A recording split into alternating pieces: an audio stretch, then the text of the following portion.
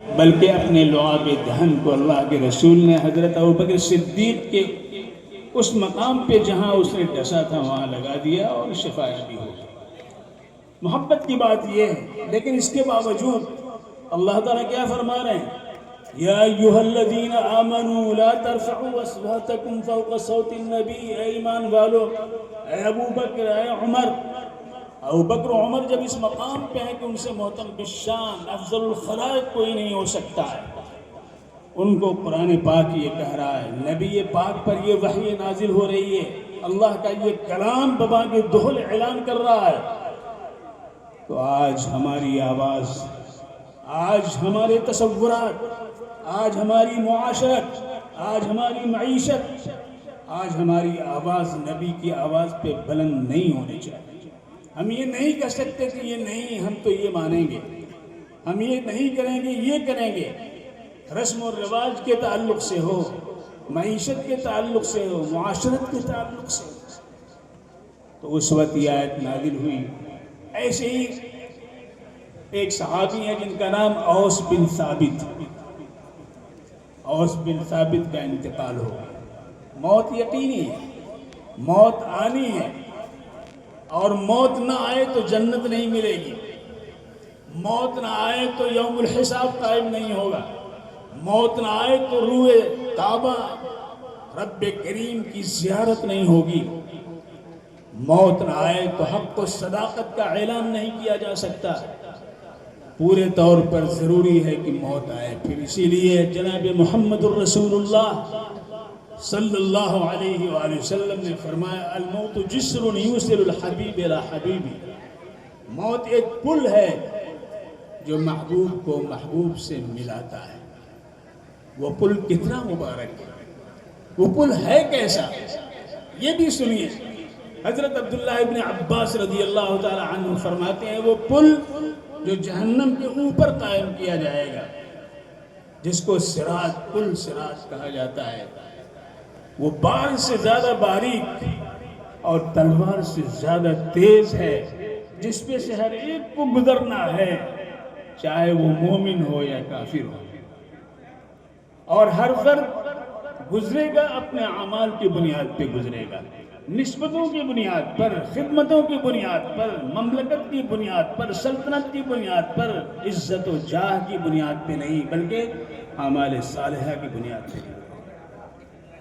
لہذا کوئی تو ایسا گزر جائے گا جیسے برق تپاں گزر جائے، بجلی کونپتی ہے اور اس پار ہو، کوئی شہسوار گھوڑے پہ سوار ہے، اس طرح سے گزر جائے گا، کوئی جو ہے وہ آہستہ آہستہ نارمل حالت میں چلتے ہوئے گزر جائے گا، اور کوئی گرتے پڑتے کچھ خراش آئی اس طرح گزر جائے گا، اور اس پہ کڑے لگے ہوں گے، کانٹے ہوں گے بڑے حساس، وہ ان ظالموں کو جنہوں نے اللہ کے حکم سے سرتابی کی مانا نہیں، ان کو پکڑ لیں گے اور وہ جہنم میں ڈال دیا جائے گا۔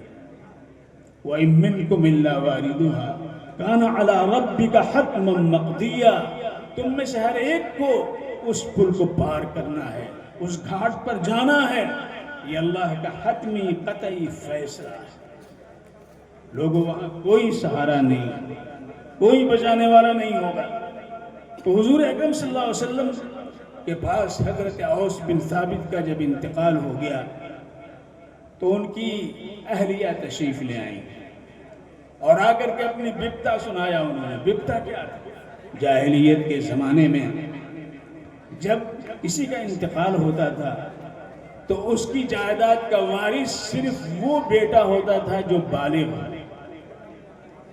نابالغ بیٹا وارث نہیں ہوتا تھا، بیٹیاں وارث نہیں ہوتی تھی، بیوی کو وراثت میں کوئی حصہ نہیں ملتا تھا، ماں کو وراثت میں کچھ بھی نہیں ملتا تھا۔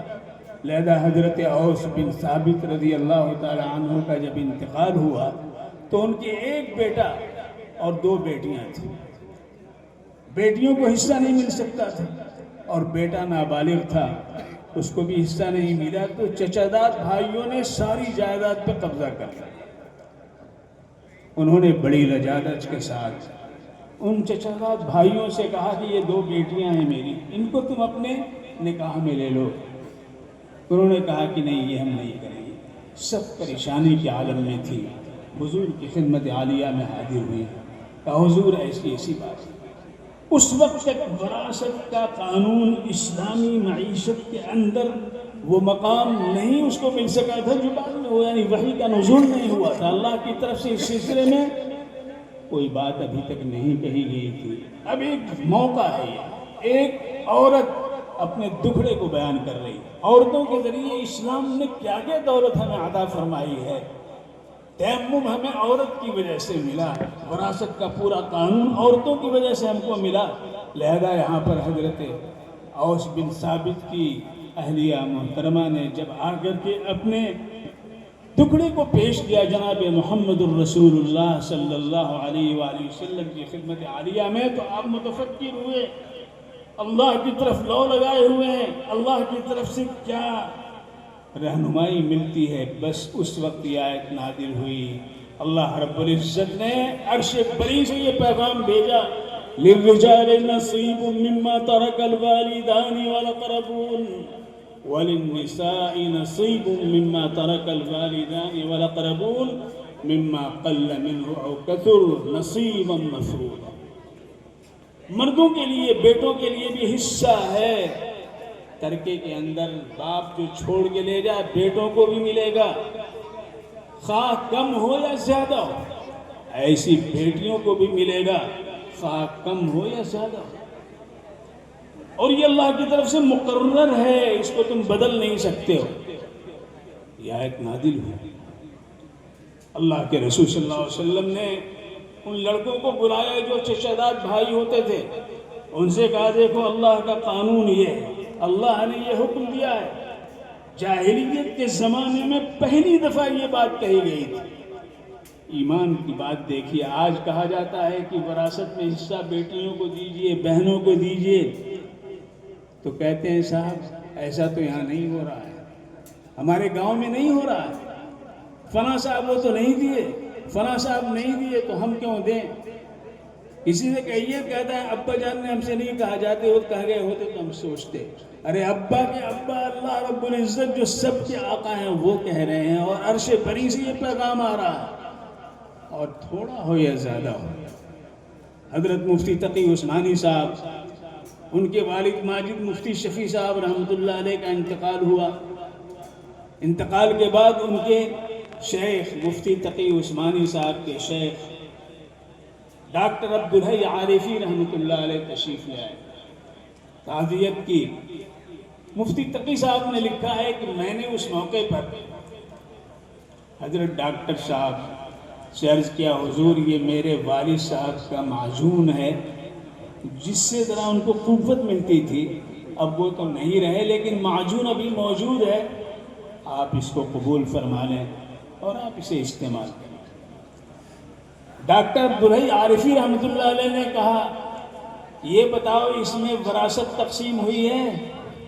مفتی تقی صاحب نے لکھا ہے کہ یہ سن کر میں سناٹے میں آ گیا کہ ایک چھوٹا سا ڈبہ جس میں معجون ہے، اس میں بھی وراثت؟ انہوں نے کہا ہاں، باپ کی ایک ایک چیز جو چھوڑ کر کے وہ جائے اس میں وراثت سب کا ہے۔ اس کی تقسیم کے بغیر کسی بیٹے کو، کسی بیٹی کو، بیوی کو حق نہیں پہنچتا ہے کہ اس میں تصرف ہے۔ اللہ تبارک و تعالیٰ نے فرمایا بیٹیوں کا حق ہے، چاہے کم ہو یا زیادہ ہو، مما قل منہ او کثر نصیبا مفروضا۔